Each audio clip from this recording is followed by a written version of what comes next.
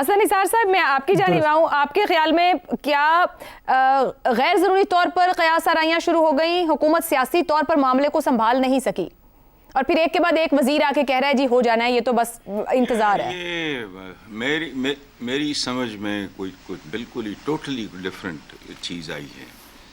हमारे दोनों दोस्तों ने उसका बैकग्राउंड बयान किया है। सवाल की बुनियादी जो रूह है मेरे नज़दीक क़यास आराइयाँ, आपने दोबारा भी दोहराया है। ये एक टेक्निकल साइड थी जो बड़ी खूबसूरती से बयान कर दी गई, लेकिन ये महज़ब कौमों में इस तरह होता नहीं।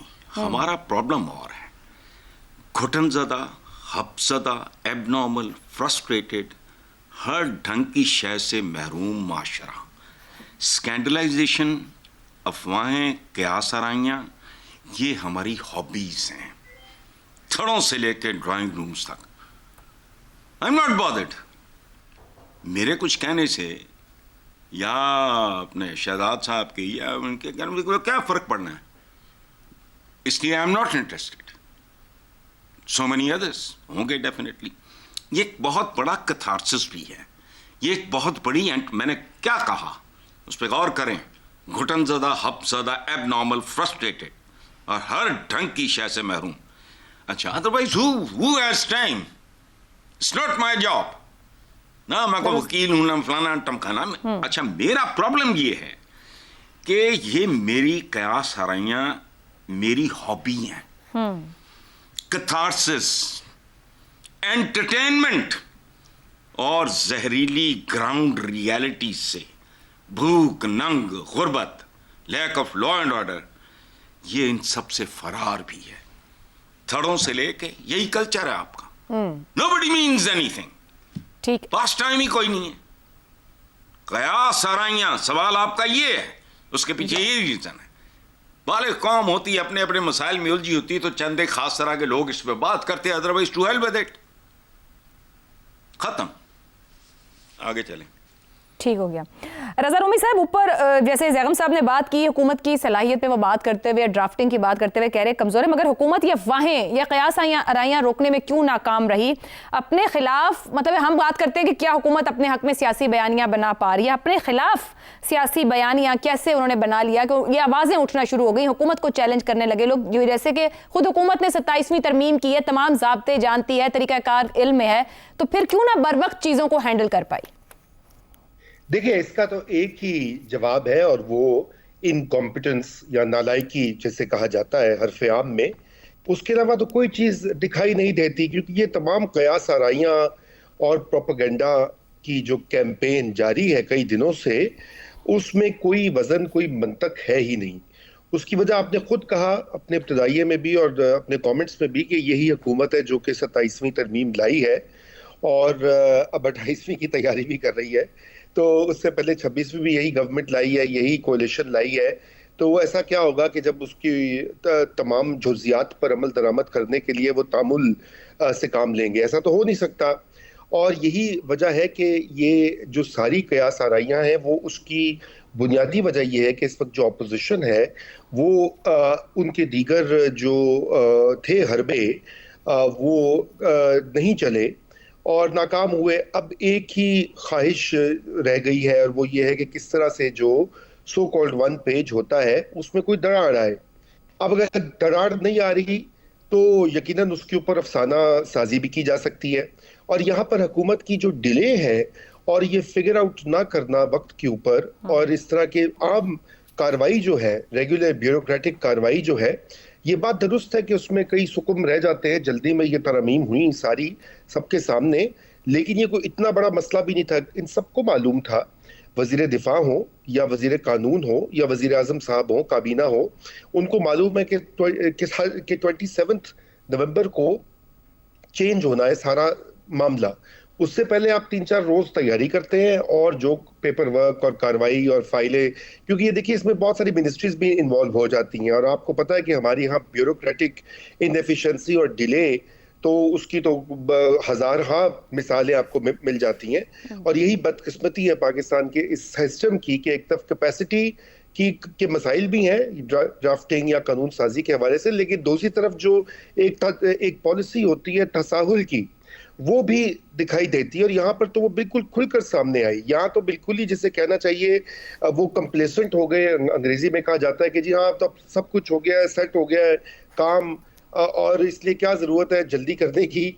या ये कि मुख्तलिफ जो कल पुर्जे हैं हुकूमत के, और खुद मेरे ख्याल से वजीर आज़म साहब को भी इसमें दिलचस्पी लेनी चाहिए थी, जैसे आपने भी जिक्र किया कि इस वक्त उनका मुल्क से बाहर जाना। और अगर मुल्क से बाहर भी थे तो आजकल तो हर चीज टेक्नोलॉजी से होती है। मैं भी तो आपके साथ टेक्नोलॉजी के जरिए ही जो इस वक्त इस प्रोग्राम में शरीक हूँ, तो ऐसी ही क्या कयामत है।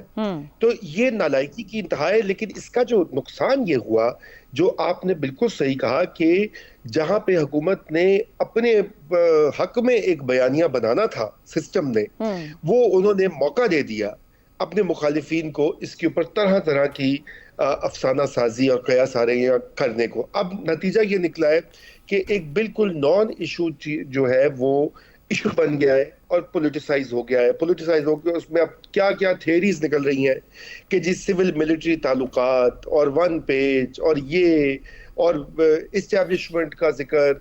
हालांकि हम सब जानते हैं इस वक्त कि ये जो सिस्टम है ये बहुत मजबूत हो चुका है।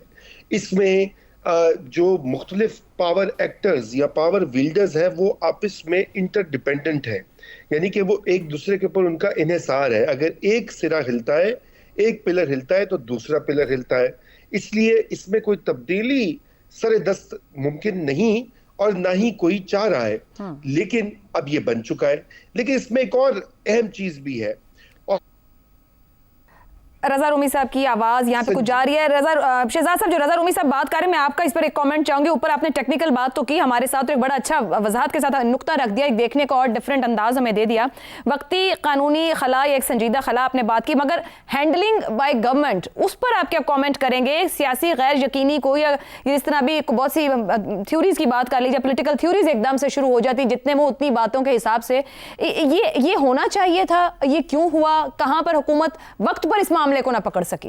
तो पहले से जानते होंगे अगर कुछ मिसमैच था तो।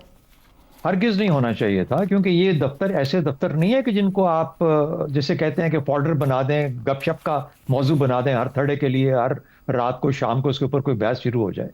ये ऐसे दफातर नहीं है। जिस तरीके से बाकी तमाम कॉन्स्टिट्यूशनल दफातरों की एक साख होती है, एक इज्जत होती है, ये दफ्तर भी उसी किस्म की। और खास तौर पर क्योंकि इनका अखलाकी साख, उसकी ही उनकी ड्राइविंग फोर्स होती है अपने लोगों की सपोर्ट के लिए, लॉयल्टी के लिए, और उस मकसद के लिए जो कि उन्होंने कहा सॉल्व करना होता है, जिसके मकसद के लिए अपॉइंट किए जाते हैं। लेकिन अगर आप उनको रोजाना की बहस का एक मौजू बना देंगे तो फिर तो हर घर के अंदर और हर जगह पे बैठी ये बात हो रही है। मेरे हाल में उनके दफ्तर की तौकीर खत्म होती है, उनकी अपनी तौकीर खत्म होती है। तो ये नहीं होना चाहिए। बदकिस्मती से हमारे इस गवर्नमेंट्स, पॉलिटिकल गवर्नमेंट्स के अंदर इस तरह के तसाहुल होते हैं। पाकिस्तान पीपल्स पार्टी शायद एक वाहिद वो है मेरे हाल में पार्टी जो ऐसी चीजों के अंदर कभी कोई रिस्क या चांस नहीं लेती। लेकिन PMLN का ये रिकॉर्ड है कि हर चीफ की बारी में एक नया मौजू छिड़ जाता है, वो आ जाता है बाजार के अंदर, उसके ऊपर बहस होती है, फिर उसके बाद वक्त के बाद एक तारीखी तौर पर उसके ऊपर कोई गुफ्तगू की जाती है और कहा जाता है कि फलाने के वक्त ये हुआ। तो मेरा ख्याल है कि ये एक न सिर्फ तसाहुल और नाअहली है, लेकिन एक कुछ क्या कहते हैं एटीट्यूड भी है एक पॉलिटिकल पार्टी का, पॉलिटिकल प्रोसेस का। वो इसको सीरियसली नहीं लेते इतना ज्यादा जितना लेना चाहिए। दुरुस्त हो गया जी। रजा रूमी साहब बात मुकम्मल कर लीजिए अपनी।